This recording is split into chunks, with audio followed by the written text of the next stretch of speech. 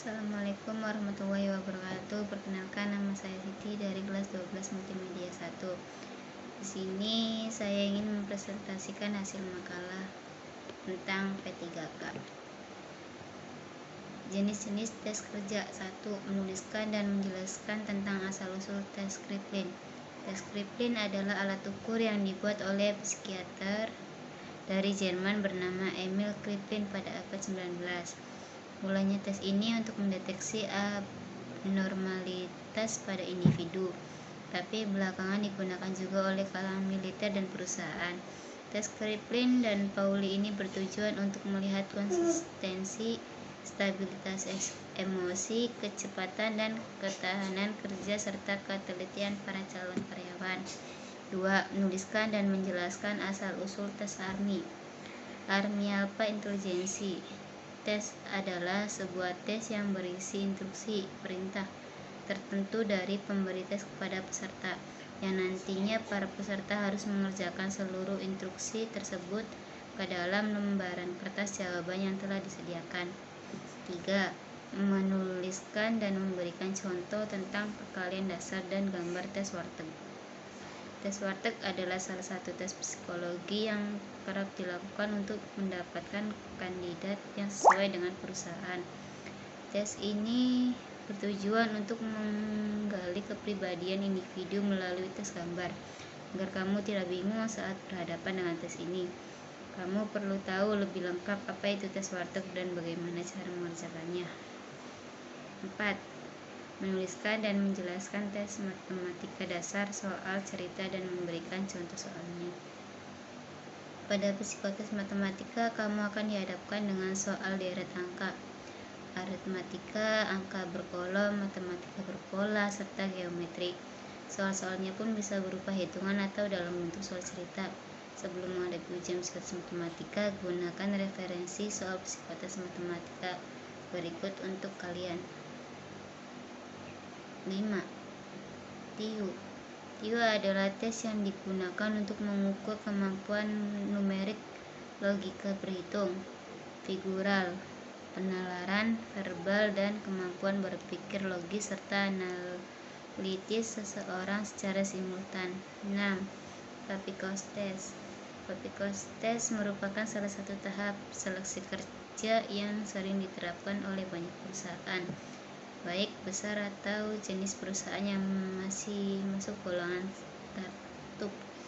Psikotes berfungsi untuk mengenal watak dari seorang seperti attitude, personality, intrinsik, dan juga intelijensinya.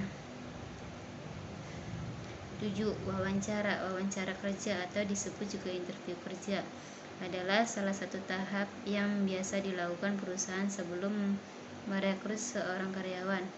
Dalam tahap tersebut biasanya Anda akan dipertemukan oleh perwakilan departemen HRD. B. Team building. Pengertian building. Building adalah suatu upaya yang dibuat secara sadar untuk mengembangkan kerja kelompok dalam suatu organisasi. 2. Tujuan tim building.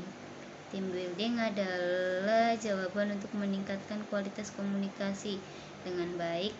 Dampak positif yang bisa dirasakan adalah tercapainya visi dan misi perusahaan di luar urusan pekerjaan. Komunikasi yang dijalin dapat mempererat para karyawan, jadi Anda dapat dekat dengan setiap anggota tim. 3. Cara membangun tim building. Target yang jelas. Pemimpin harus bisa menyampaikan gambaran target yang ingin dicapai kepada timnya. Komitmen. Pastikan bahwa setiap individu dalam tim berkomitmen dengan kerja mereka.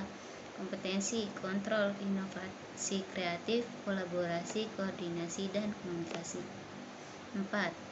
Apa saja yang diharapkan dari tim building? Yang diharapkan dari tim building yaitu membuat anggota tim jadi lebih saling mengenal, menumbuhkan rasa percaya, mempererat hubungan, meningkatkan motivasi dan semangat kerjasama, dan melatih kepemimpinan. C. Analisis SWOT dibagi menjadi beberapa bagian. 1. Kekuatan. yaitu harga menu tidak terlalu mahal, lokasi yang strategis, suasana kafe yang nyaman, ada wifi dan TV kabel, tersedia makanan ringan. 2. Kelemahan, modal untuk melengkapi sarana dan prasarana lumayan besar. 4. Parkir yang kurang luas. 3. Peluang, sering dijadikan tempat nongkrong konsumen. Dengan mengadakan beberapa acara musik dan sebagainya, maka akan sangat cepat menarik minat konsumen. 4. Tantangan, bila musim hujan tiba, jumlah konsumen berkurang, harga bahan baku naik, dan adanya pesaing dalam bisnis yang sama. D. Metode SMART. Metode SMART yaitu dibagi menjadi 5 bagian. 1. Spesifik, untuk memperlebar peluang tercapainya tujuan atau target, buatlah tujuan yang spesifik dan jelas. Dengan begitu kamu bisa lebih fokus dan merasa termotivasi untuk mencapainya. 2. Terukur, memiliki tujuan yang terukur di mana kamu dapat memantau dan melacak setiap kemajuan yang ada. Dengan melakukan hal ini, kamu dapat tetap fokus dan memenuhi setiap target waktu dan lebih antusias ketika semakin dekat dengan tujuan yang ingin kamu capai. Untuk menentukan tujuan yang terukur, tanyakanlah pada diri kamu sendiri tentang bagaimana kamu tahu target telah tercapai dan apa indikator yang bisa menunjukkan. 3. Dapat dicapai. Meskipun kamu bisa memasang target yang tinggi, tapi ingatlah bahwa untuk dapat mencapai tujuan kamu harus tetap realistis.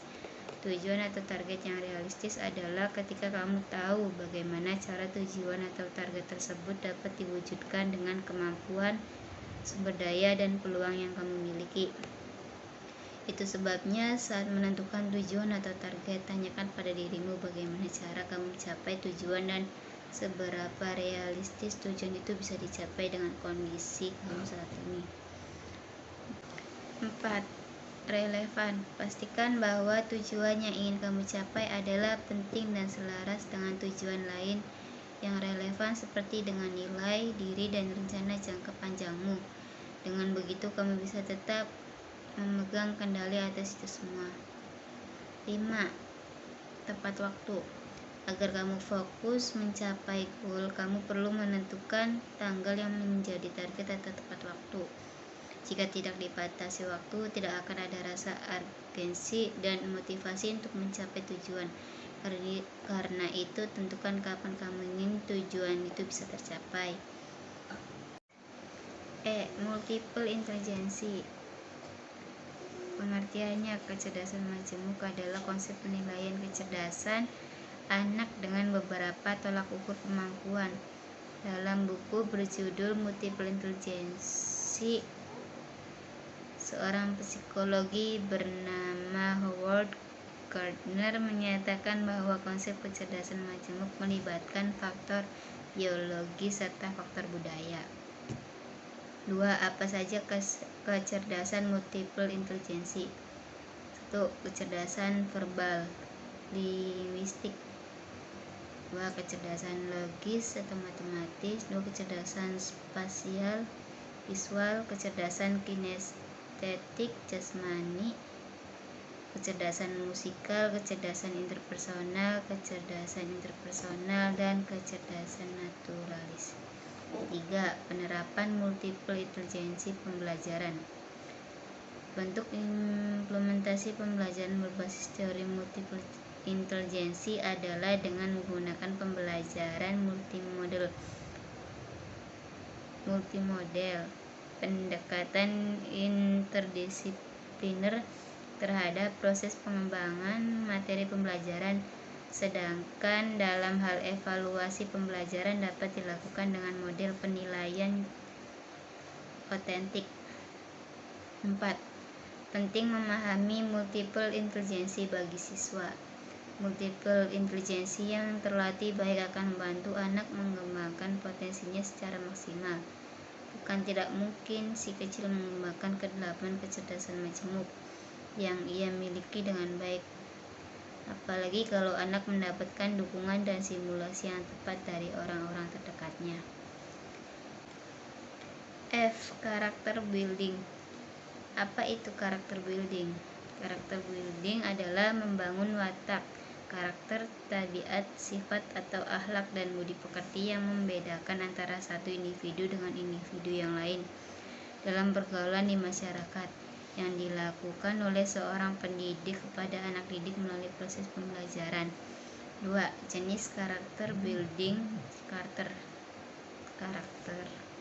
building adalah suatu proses atau usaha yang dilakukan untuk membina, memperbaiki, dan membentuk tabiat, watak, sifat, kejiwaan, akhlak, budi pekerti insan, manusia, masyarakat sehingga menunjukkan perangai dan tingkah laku yang baik. 3. Contoh kasus karakter building.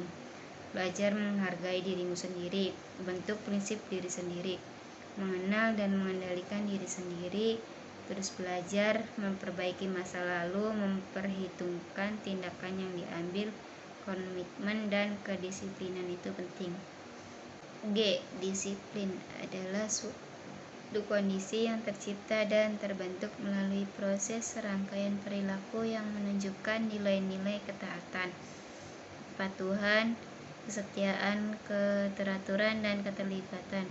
Ciri-ciri orang disiplin: selalu mentaati peraturan, selalu tepat waktu, dan sebagainya. H. Serba-serbi P3K. 1. Membuat target hidup secara smart, yaitu spesifik, bisa diukur, bisa dicapai, realistis dan relevan, dan terbatas waktu. 2. Mengenali studi lanjutan. Perencanaan studi lanjutan adalah suatu proses penerapan pengetahuan siswa untuk menyusun rencana secara sistematik berkaitan dengan pendidikan lanjutan untuk mewujudkan masa depan yang lebih baik. 3. Menjelaskan tentang ormas, organisasi kemasyarakatan yang selanjutnya disebut ormas adalah organisasi yang didirikan dan dibentuk oleh masyarakat secara sukarela berdasarkan kesamaan aspirasi, kehendak, kebutuhan, kepentingan, kegiatan, dan tujuan untuk berpartisipasi dalam pembangunan demi tercapainya tujuan negara kesatuan Republik Indonesia. 4. Cita-cita dan realita. Cita-cita dan realita memang penting dalam diri seseorang karena mereka harus memiliki tujuan hidup buat masa depan. 5. Kiat sukses menjadi pengusaha muda. Pilih jenis usaha yang kamu minati, riset usaha yang serupa dengan minat kamu, perkuat niat usaha dengan visi dan misi, ciptakan brand dari usaha kamu dan konsisten dan tidak mudah menyerah. Sekian presentasi dari saya, kurang lebihnya mohon maaf. Wassalamualaikum warahmatullahi wabarakatuh.